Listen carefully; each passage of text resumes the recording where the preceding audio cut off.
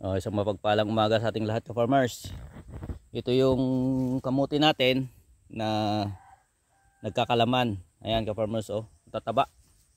Actually hindi pa tayo nagsubok dito, pero parang wala pa yata, siguro bata pa ito eh. Ayan, farmers, yung mga nagtatanim ng kamuti dyan, shout out sa inyo. Anong paki-comment naman kung anong lahi to, kasi hanggang sa kalukuyan, ka-farmer, kasalukuyan, ka-farmers, di ko pa alam kung anong lahi to. Basta matataba siya, pero yung laman nito kulay pink na matamis talaga.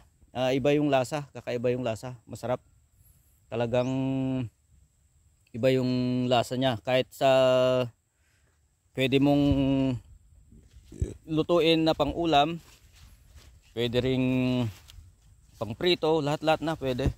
Ayan, ka-farmers, taba. Ayan, shout out sa mga mga nagtatanim ng kamuti. Paki-comment na lang, ka-farmers, kung anong lahi ng kamuti ito. Ayan. Ayan. Actually, nung nakaraang taon, ka-farmers, nagtanim na tayo ng ganito. Marami tayong hindi lang kasi tayo nagbablog ba yun kahapon.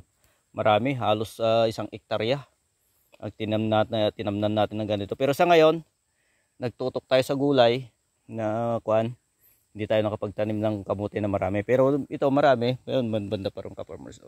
Kung mapapansin nyo, lahat ng mga gilid-gilid yan meron. Ayan. Ayan, matataba. Pati doon sa taas meron yan, ka-farmers. Ayan lang ang tanim natin ng kamuti sa ngayon. Pero marami-rami yan pagka talagang namunga. Yan, ka-farmers. Okay, ka-farmers. Pagka may natutunan kayo sa videos natin, paki-like na lang, yung paki-share, para naman lagi kayong updated sa ating mga susunod na video. Okay, ka-farmers, maraming salamat. Hanggang dito lang.